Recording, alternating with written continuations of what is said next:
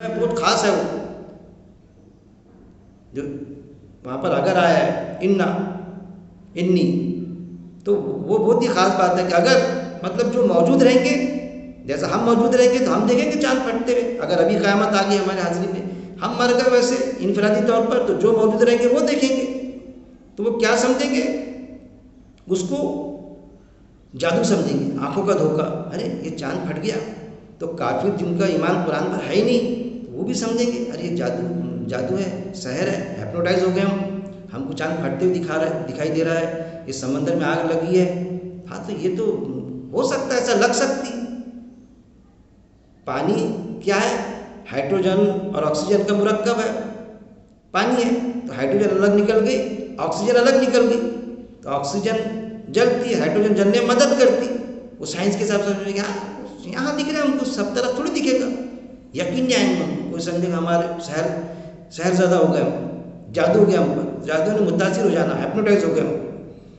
تو جو ایمان والے نہیں، جن پر قرآن پر ایمان نہیں، وہ سائنس کے حساب سے سوچیں گے، کچھ سمجھیں گے ہمارے کو نظر کا دھوکہ ہو گیا. لیکن میں یہ کہتا ہوں کہ ایمان والے بھی باوجود اس کے کہ وہ ایمان والے ہوں گے، کچھ ایسے کلاکار ہوں گے جو ایمان والے ہوں گے، پھر بھی نہیں مانیں گے کہ یہ قیامت ہے، چاند پھٹ گیا. وہ یہ سمجھیں گے کہ کیسا یہ چاند پھٹ گیا؟ ارے یہ تو حدیث میں تھا، آپ کا معجزہ تھا، یہ تو چاند پھٹ گیا تھا پہلے. ہاں قیامت میں بھی چاند پھٹے گا، لیکن ابھی تو قیامت آ ہی نہیں سکتی. کیوں بھائی؟ ابھی عیسیٰ السلام کہاں ہے؟ عیسیٰ السلام آئیں گے، 40 سال حکومت کریں گے، جب قیامت آئیں گی نا. ابھی یاجوج ماجوج کہاں ہے؟ ابھی کالا دجال کہاں آیا؟ تو قیامت تو آ ہی نہیں سکتی نا. آج جمعے کا دن ہے کیا؟ محرم کی 10 تاریخ ہے کیا؟ یہ طرح طرح کے جواز لائیں گے، اس کے تحت انکار کریں گے. یقین نہیں آئیں گے ان کو قیامت ہے کر کے. مطلب شیطان وہ پہلے سور تک کے بہکائیں گا کہ سب یک پہلے سور میں مر جائیں گے. یہ قیامت کی 7 رہے گی گھڑی، پہلے سور کے پہلے 7 گھڑی قیامت کی جو اچانک شروع ہو جائیں گی. یقین کرنے کو تیار نہیں رہیں گے. کیوں کہ یہ جو قیامت کی آیت ہے، سورہ قمر کی آیت نمبر 1 کر دو، اس کو معجزے سے جوڑ دیے. پھر آپ کہیں گے کہ بھائی معجزے سے جوڑ دیے تو آپ ثابت کرو نا کہ معجزہ آپ سب کو کوئی معجزہ نہیں دیا اللہ نے. وہ بھی تو قرآن سے ثابت کرنا پڑے گا نا مجھے. کہ ایک حدیث کو آپ غلط ثابت کر رہے ہو تو قرآن سے ثابت کر دو کہ پھر آپ سب کو کوئی معجزہ نہیں دیا. تو میرے بھائی قرآن کی آیت ہے سورہ انعام آیت نمبر 35 دیکھ لینا آپ نے، جس کو نوٹیفائڈ ہی نہیں کیا جاتا. کیا ہے کہ آپ رسم کی بھی چاہت ہوتی تھی، جیسا پہلے کے نبیوں کو، انبیاء کرام کو اللہ نے معجزے دیا تھا، عیسیٰ السلام کو، موسیٰ السلام کو اور دیگر انبیاء کرام کو. تو آپ رسم بھی چاہتے تھے، دل میں تمنا ہوتی تھی. فطری دین ہے کہ اللہ کوئی معجزہ دے دے تو میں ان کو عاجز کر لوں معجزے کے ذریعے سے. تو اللہ نے کیا کہا سورہ انعام آیت نمبر 35 میں کہ آپ کو اگر چاہیے معجزہ تو آسمان میں سیڑھی لگا لو یا زمین میں کوئی سرنگ کھود لو اور لے آؤ ان کے لیے معجزہ. مطلب اللہ کے رسول صلی اللہ علیہ وسلم کو اللہ نے کوئی معجزہ نہیں دیا. قرآن ہی اپنے آپ میں معجزہ ہے. بغیر معجزے کے آپ صلی اللہ علیہ وسلم نے اللہ کے دین کا کام کیا اور غالب کیا دین. تو یہ ہے سورہ انعام آیت نمبر 35 کا. کیا آؤں گا میرے بھائی کہ آپ اس آیت کے انکاری ہے کہ آپ صلی اللہ علیہ وسلم کو اللہ نے کوئی معجزہ نہیں دیا. سورہ قمر اس میں باقاعدہ اگر کر کے مولانا مودودی علیہ رحمہ خود اس چیز کو تسلیم کرتے، اس بات کو. کس بات کو؟ کہ وہ جو آیت ہے سورہ قمر کی، تو بھلا یہ عربی متن کے حساب سے، عربی کے حساب سے اس کا لفظی ترجمہ یہ ہوگا کہ قیامت آ جائیں گی، مطلب جب ایسا ہوگا اس طرح سے. لیکن آیت کا سیاق و سباق یہ بتاتا ہے، تو پھر لے کے چلے گئے معجزے کی طرف کہ وہ آپ صلی اللہ علیہ وسلم نے چاند کے ٹکڑے کیے تھے، ادھر لے کے چلے گئے. جبکہ عربی متن میں اگر آیا ایسا ہو جائے گا، بھلے ہی ایسا ہے، لیکن آیت کا سیاق و سباق وہاں پر گڑبڑ کرتی. اس طرح سے معاملات ہوئے. پھر تنقید کی اجازت ہے میرے بھائی. قرآن سے کوئی بات ٹکرائیں گی تو باقاعدہ تنقید کی جائیں گی. پھر عقیدے کا بگاڑ، آپ صلی اللہ علیہ وسلم جادو کا شکار ہو گئے تھے، یہ بھی بتایا جاتا. آپ صلی اللہ علیہ وسلم جادو کا شکار ہو گئے تھے، جبکہ آیت موجود ہے 6 مہینے آپ صلی اللہ علیہ وسلم کو اثر رہا جادو کا. پھر انجینئر علی مرزا صاحب اس کو بڑے اچھے انداز سے سمجھاتے کہ بھئی جادو کا شکار، ارے نبی اور جادو ہوگا اس پر، تو وہ بتاتے اس پر بھی میں نے درس دیا کہ موسیٰ علیہ السلام کو جو دوڑتے ہوئے جو پھینکے تھے انہوں نے انچر، رسیاں اور وہ لاٹھیاں، تو وہ سب کو تو صاف دکھے تھے، تو موسیٰ علیہ السلام کو بھی دکھے تھے. ان کے خیال میں آیا تو وہ گھبرا گئے تھے. ارے میرے بھائی اس سے نہیں گھبرا گئے تھے، ان کے خیال میں وہ چیز آ گئی تھی اس آیت کہ بھائی یہ تو رسیاں اور لاٹھیاں ہیں. جو لوگ ہیپنوٹائز ہو گئے، نظر بند ہو گئے، ان کو وہ صاف آپ دکھائی دے رہا ہے، تو لوگ ان کو نہ حق سمجھ لیں. وہ چیز ہے اصل میں وہاں پر نبی، اور اس کو جادو ہو جائے گا، سحر ہو جائے گا. تو 6 مہینے آپ صلی اللہ علیہ وسلم کے جادو کو ثابت کرنے کے لیے کہ آپ صلی اللہ علیہ وسلم پر جادو ہوا تھا، موسیٰ علیہ السلام کی وہ آیت کے ذریعے سے سمجھانے کی کوشش کرتے اور آیت کی تحریف کر دیتے. یہ چیز بھی ہم کو سمجھنے کی ضرورت ہے. آپ صلی اللہ علیہ وسلم جادو کا شکار شخص نہیں تھے. قرآن کی آیت موجود ہے، میں نے اس پر بھی درس دیا، میرے درس قرآن موجود ہے. قرآن کی آیت ہے کہ آپ صلی اللہ علیہ وسلم جادو کا شکار شخص نہیں تھے، نہ وہ کاہن تھے، باقاعدہ ہے موجود.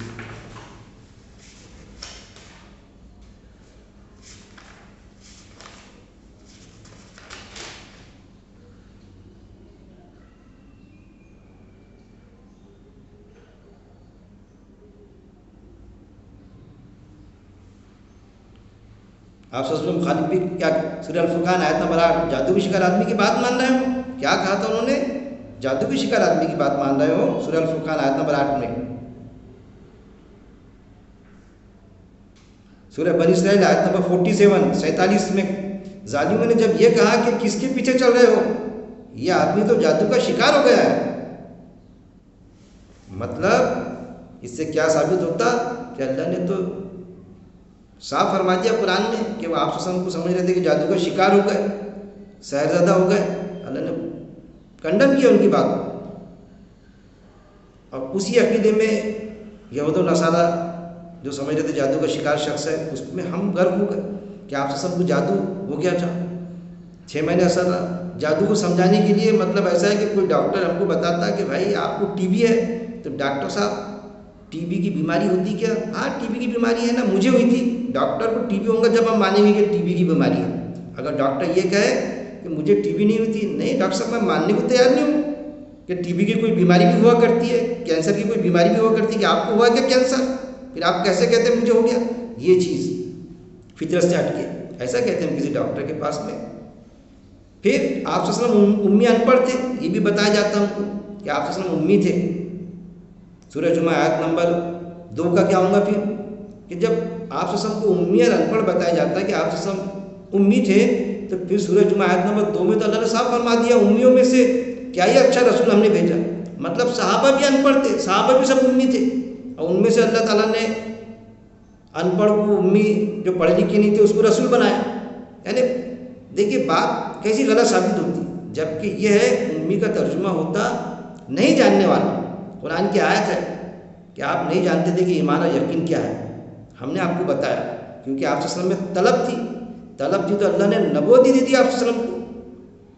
آج بھی ہم طلب اور طلب ہوں گی تو قرآن کی بات ہمارے سمجھ میں آئے گی، لیکن نبوت نہیں ملے گی. کسی کو نبوت کا دروازہ بند ہے کیونکہ آیت موجود ہے. اگر کوئی نبوت کا دعویٰ کرتا قادیانی کے جیسا تو اس نے اپنے ایمان کے خیر منانا چاہیے. تو آپ صلی اللہ علیہ وسلم امی، جہاں انہوں نے علماء نے ترجمے کیے، بیشتر علماء نے کہ ان پڑھ تھے آپ صلی اللہ علیہ وسلم، یہ دکھانے کے لیے کہ اللہ کا معجزہ. ان پڑھ تھے لیکن سب پڑھنا لکھنا آ گیا. ارے بہت کامیاب بزنس مین تھے آپ صلی اللہ علیہ وسلم. ماں خدیجہ رضی اللہ تعالیٰ عنہا نے کامیاب بزنس مین تھے، اس لیے تو ان کو پرپوز کیا تھا نکاح کے لیے، ان کے ساتھ میں بزنس کیے تھے آپ صلی اللہ علیہ وسلم. تو آپ صلی اللہ علیہ وسلم کے ان پڑھ ہوں گے. اب پھر ان پڑھ آپ صلی اللہ علیہ وسلم کو بولتے تو یہ آیت امیوں میں سے، یعنی آپ صلی اللہ علیہ وسلم بھی ان پڑھ، سارے صحابہ بھی ان پڑھ، اس میں سے پھر نبی بنایا اللہ نے. یہاں بھی ان کی بات رد ہوتی کیسے ہوتی. پھر سورہ طلاق کے مسئلے کو لے کر کہ ایک مجلس میں 3 طلاق، وہ بھی نہیں. میرے درس قرآن موجود ہے، سورہ البقرہ آیت نمبر 229 کا حوالہ دیا میں نے 229 کا کہ طلاق صرف 2 بار ہے. اب پھر حدیث بھی موجود ہے سورہ کہ بھائی ایک مجلس میں رکانہ صلی اللہ علیہ وسلم نے اپنی بیوی کو 3 طلاق دے دیے، تو آپ صلی اللہ علیہ وسلم نے اس کو کیا کہے؟ ایک ہی طلاق واحدہ ہوئی، اس طرح سے فرمایا صاف طور پہ. سورہ طلاق موجود ہے کہ طلاق عدت کی مدت پہ دینا، کہ عدت کی مدت جب گزر جائے اس کے بعد میں طلاق پڑتی. بولنے سے ایک بار کیا 100 بار 1000 بار بھی بول دیے تو طلاق نہیں پڑتی. اہل حدیث والے مانتے اس چیز کو 10 کیا 100 بار بھی بولو، فتویٰ دیتے باقاعدہ کہ طلاق نہیں ہوئی، جو قرآن سے اور حدیث سے ثابت نہیں ہے، لیکن نہیں حلالہ کراتے، پیسے لیتے، کسی سے شادی کراتے، یعنی پلاننگ پری پلان کے ساتھ میں حلالہ۔ ارے بھائی سورہ البقرہ آیت نمبر 231 میں جو ہے تو وہ عدت کی مدت پوری ہو جائیں گی، اس کے بعد میں کسی کی طلاق ہوتی تو وہ نیچرل اس میں جب شادی کرے گی کسی دوسرے مرد سے، اس کے بعد میں پھر پہلے مرد سے شادی کر سکتی ہے اگر اس نے اپنے مرضی سے طلاق دیا تو۔ یہ اسپیشل کیٹیگری میں بیٹھانا وہ تھوڑی ہے کچھ، تو طلاق کے مسئلے کو لے کر بھی غرق ہے عقیدے کا بگاڑ، اور اس میں اکثریت شامل ہے کہ اس بات کو مرحوم ڈاکٹر اسرار احمد صاحب پہلے مانتے تھے کہ ایک مجلس میں 3 طلاق دینے سے طلاق نہیں ہوتی، اس پہ بھی 10 موجود ہے، بعد میں یہ مانے کہ نہیں میں نے معافی مانگا، ایک مجلس میں بیک وقت 3 طلاق دینے سے طلاق ہو جاتی۔ حوالہ دیتے حضرت عمر رضی اللہ تعالیٰ عنہ کا کہ زمانہ بگڑ گیا تھا، اور پھر یہ بھی بتاتے حضرت عمر رضی اللہ عنہ کے وقت میں کتنا پیس آیا تھا کہ ایک بکری اور بھیڑیا ساتھ میں پانی پیتے تھے ندی پر۔ اب سوچنے کا مقام ہے۔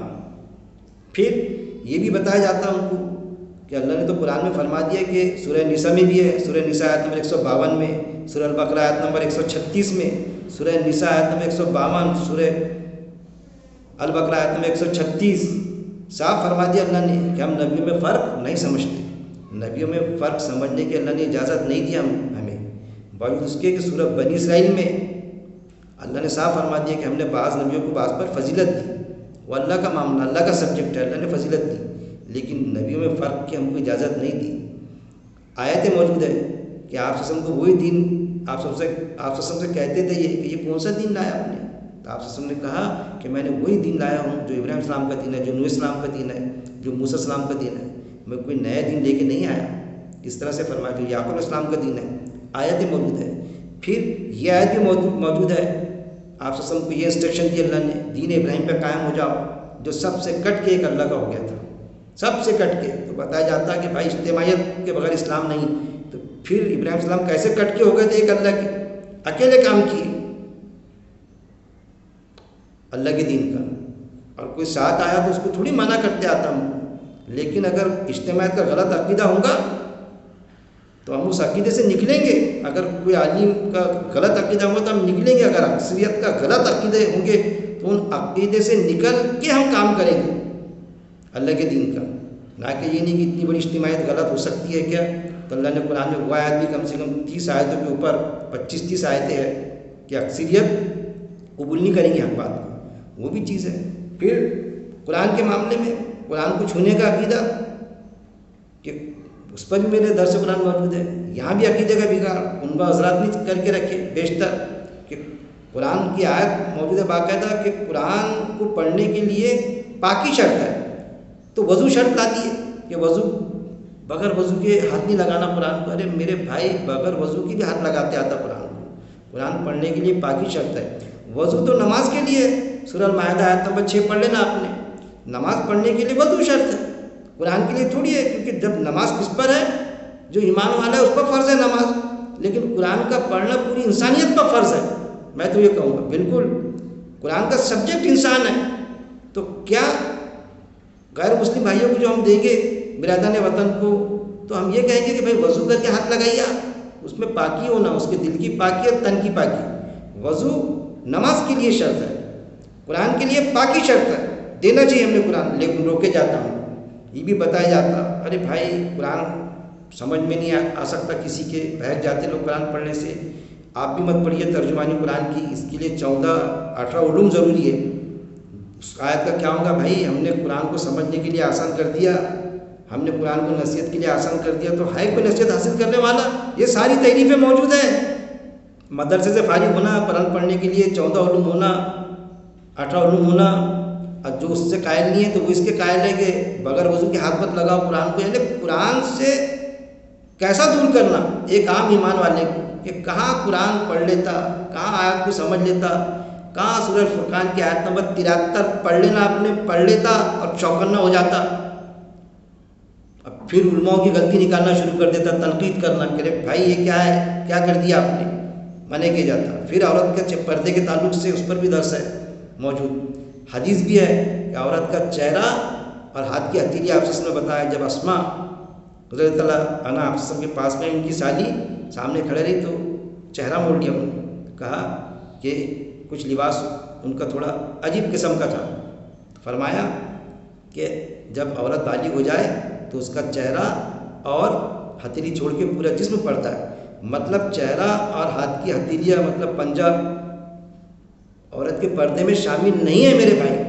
پھر سورہ نور کی آیت نمبر 31 بھی باقاعدہ موجود ہے, اس میں بھی بتایا گیا پردے کے تعلق سے. پھر سورہ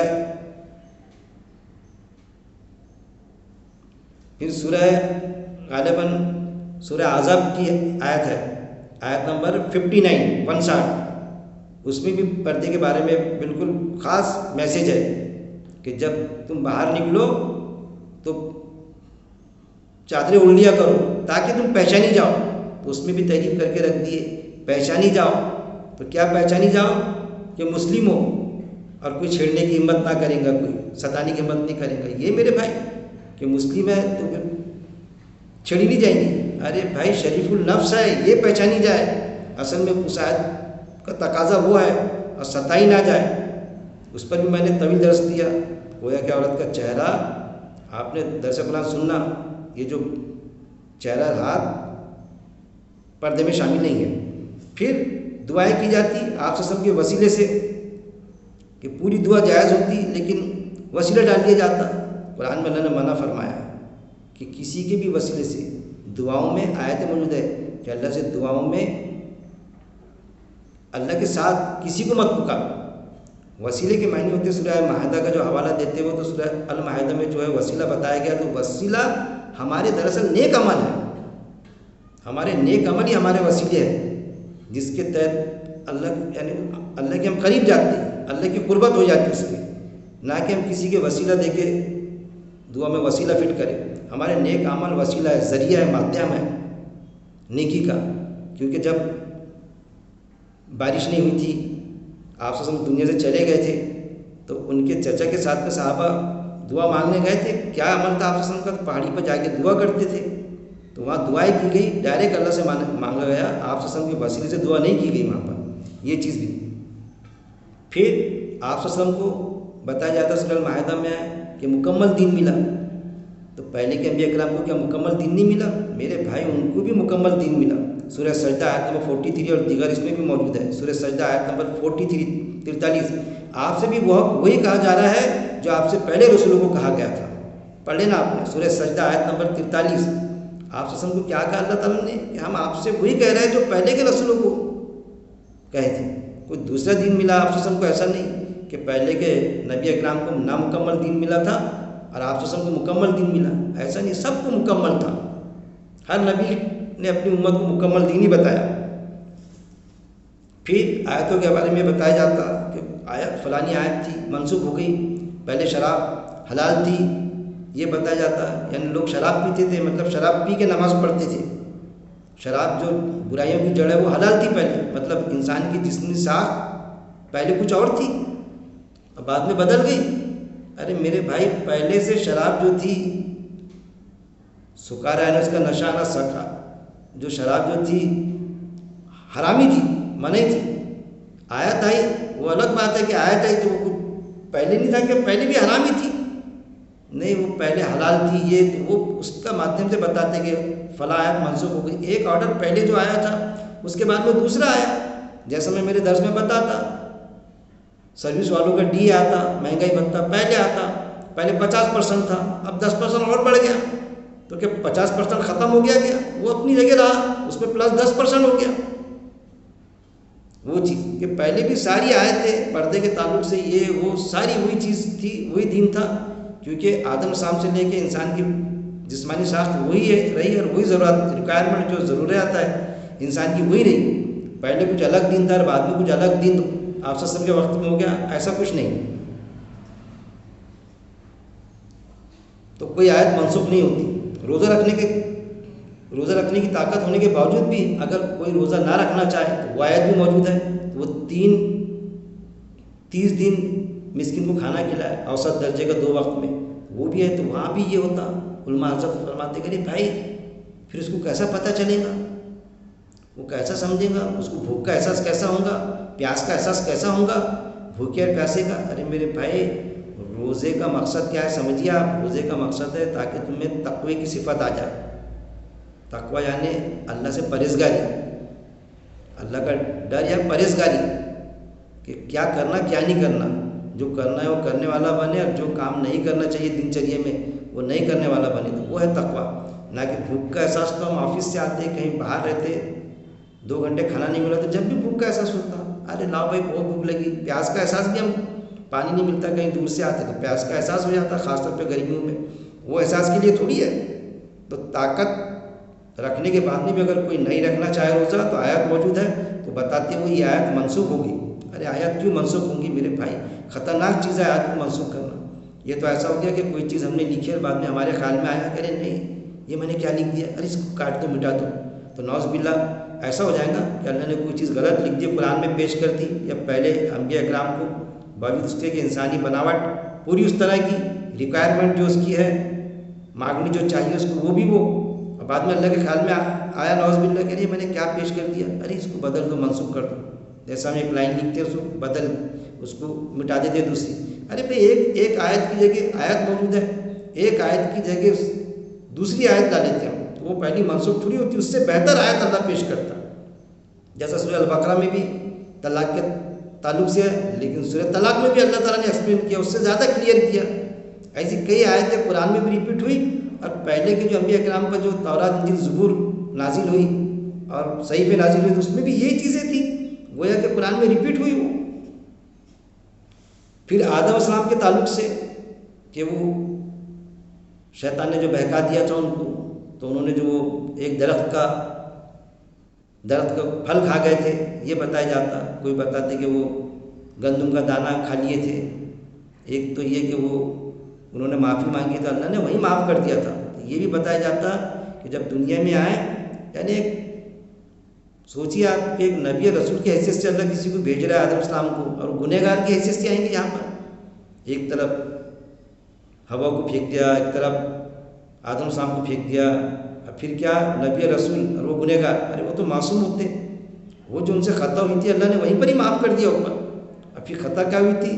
جس درخت بتایا جاتا کہ منع کیا گیا تھا اللہ نے، وہ درخت کون سا تھا جس سے اتپادن ہو جاتا تھا؟ درخت کھانے سے اتپادن ہو جانے، پیدائش افزائش سے نسل ہو جائے، جس سے منع کیا تھا اس کی طرف راغب بھی ہوتے وہ۔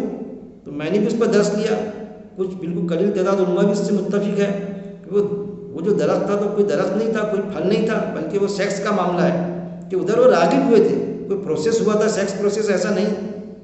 تو جب بھی کوئی راغب بھی ہوتا نا اس کی طرف، سیکس کی طرف، فطرت میں انسان کی